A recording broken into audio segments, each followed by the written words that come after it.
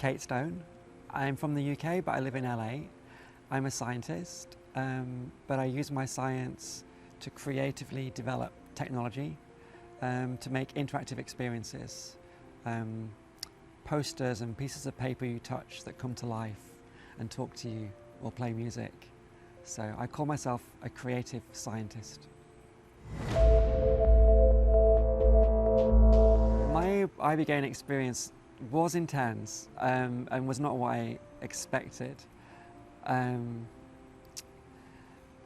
think because I'd probably set expectations, I was really nervous that I was going to be presented with the worst things that have happened to me in my life. I was going to have that thrown at me. I was really worried that what I was going to be shown was going to challenge where I feel I'd got to a good place in my life. And I was anxious that I was going to end up being like Humpty Dumpty afterwards and no one could put me back together. But really what happened was it showed me a select few positive things that have happened in my life, and then threw me into a deep state of introspection.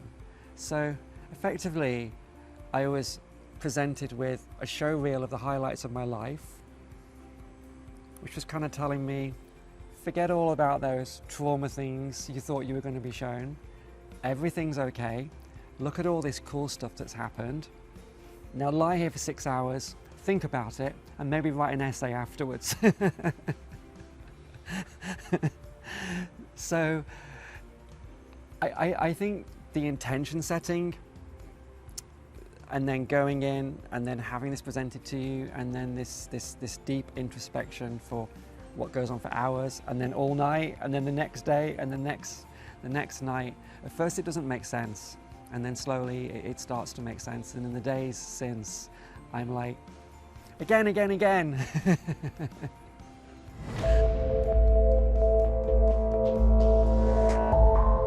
If someone's considering Beond for their Ibogaine experience, I would say Ibogaine is only part of it. So it's kind of the difference between thinking of your favourite ingredient for a meal or thinking about the whole meal, literally soup to nuts. It's been incredible. Ibogaine is part of that, the introspection, and but it's really all the psychological daily psychological assistance. That's phenomenal. Daily massages, all of the therapy that you have.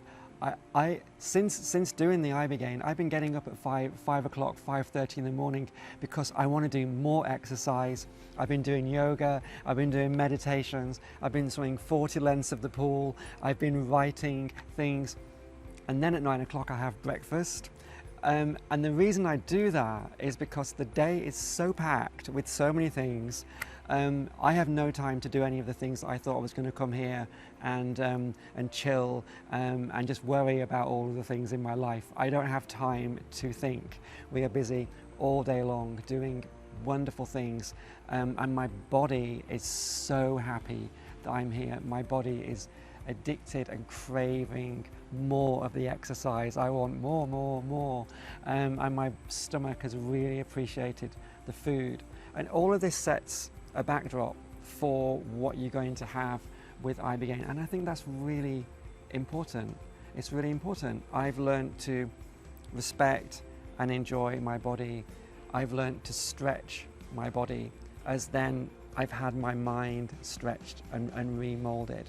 So I'm going away with all of that. And never in my life have I had 10 days where I have a massage every single day. That is crazy. My body is really happy. My mind is really happy.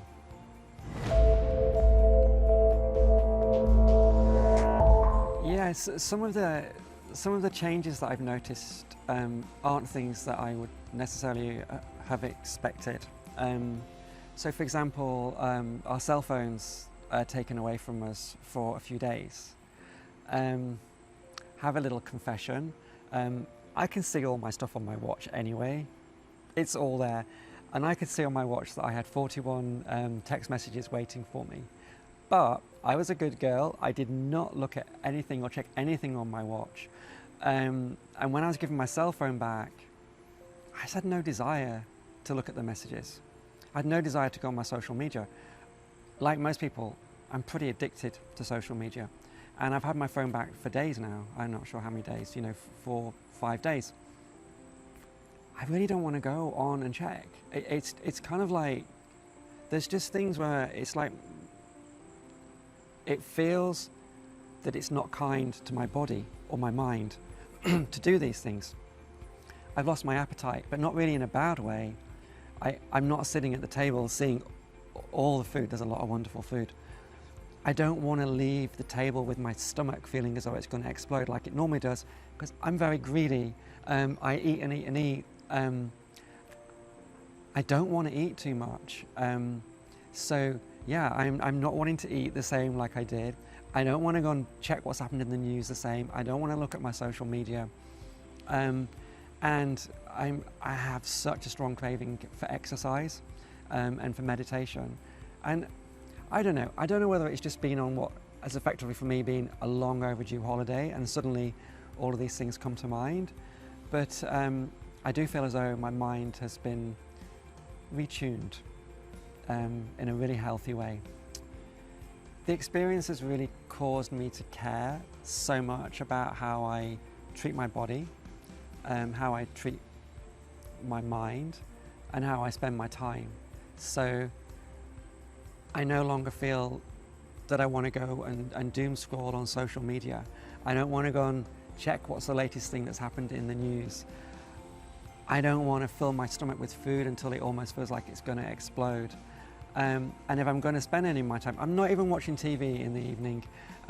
Maybe I'll read a few pages of a book, which I hardly ever do. But I want to write, which is one of my intentions, and I want to spend my time doing more exercise. So, and the only technology that I've embraced, I have to admit, I've been sneaking off to my room to put my VR headset on so I can do even more exercise. I am loving it. I'm loving it. I'm loving treating myself with as much kindness as possible.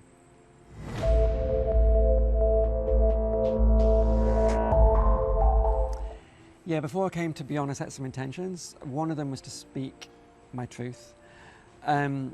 So during the booster session, that's what I really focused on. And I still had the thought loops going around in my head, because what I tend to do is, if someone offends me, confronts me in some way, I say nothing. I back away, I go quiet. I expect them to know what they've done because it was really rude. I sulk, and then I need them to mind read and know what's going on in my head. And then they get upset that I'm upset, and then this whole thing happens, and then I spend days, nights, weeks in these thought loops, relitigating what I should have said, what I'll say next time. And it goes on and on and on, triggers me into a depression, and then that's me gone for a few weeks. So I really set this intention to speak my truth. And what I was actually told in one of the sessions is, I was asked about anger and my relationship with anger. It's like, I'm not an angry person. I don't get angry. And I said, well, that's part of your problem. You need to find your anger. So I'm kind of saying I need to find my pussy power, which is my cat anger. So that's kind of the intention that I set, is that I need to set boundaries by speaking my truth, letting people know when they've offended me. And honestly, after doing the introspection in the booster session and really thinking about that, the thought loops that I still had, they've gone. And, you know, is that the Ibogaine? Is that lying there for 2 hours thinking about it? Is it both? I don't know. But I do know, for now, those thought loops have gone, and the intention setting really helped make that happen. So.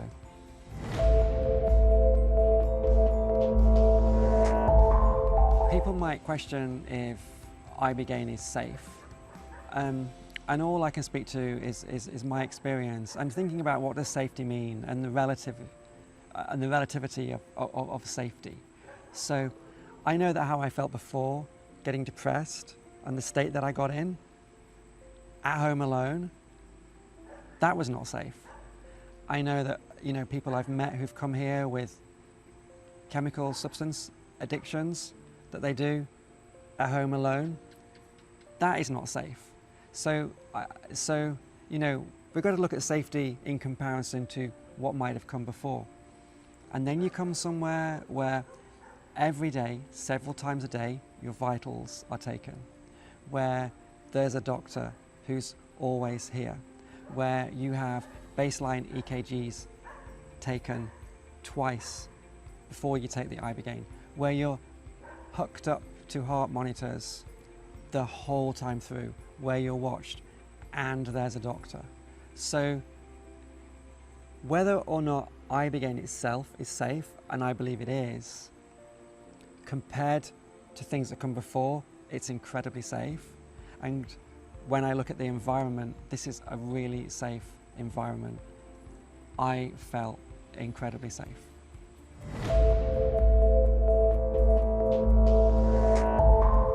So I've been here 10 days now. I'm leaving tomorrow.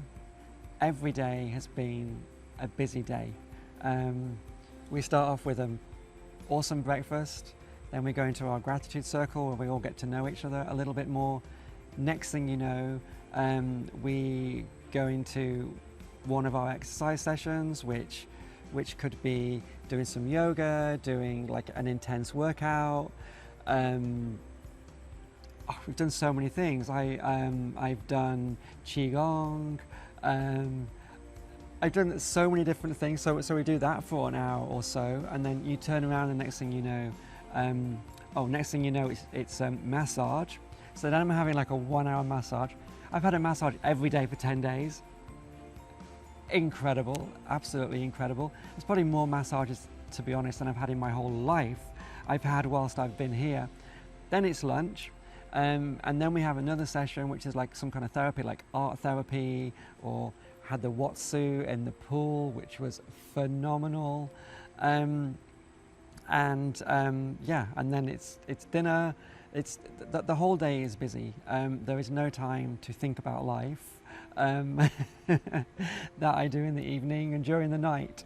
But yeah, every day is busy, and I'm addicted to everything we've done.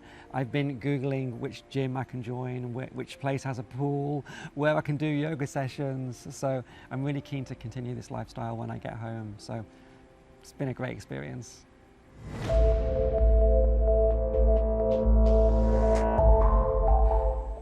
It's a cliche to say that all the staff are friendly and caring, but they really are. You really feel that they care about you and your journey. They want to get to know you, and they want to see. I think they really enjoy seeing the change from when someone arrives to when someone leaves. I think they enjoy that. They enjoy observing that. They enjoy being part of that. I feel that they find meaning in helping us change our lives. And speaking with a lot of the staff, quite a lot of them themselves have been through the process of having Ibogaine, so they've experienced it. They know how it touched, helped, and affected their experience of life. And you genuinely feel that they want to see you enjoy the medicine that's helped them, and that feels genuine.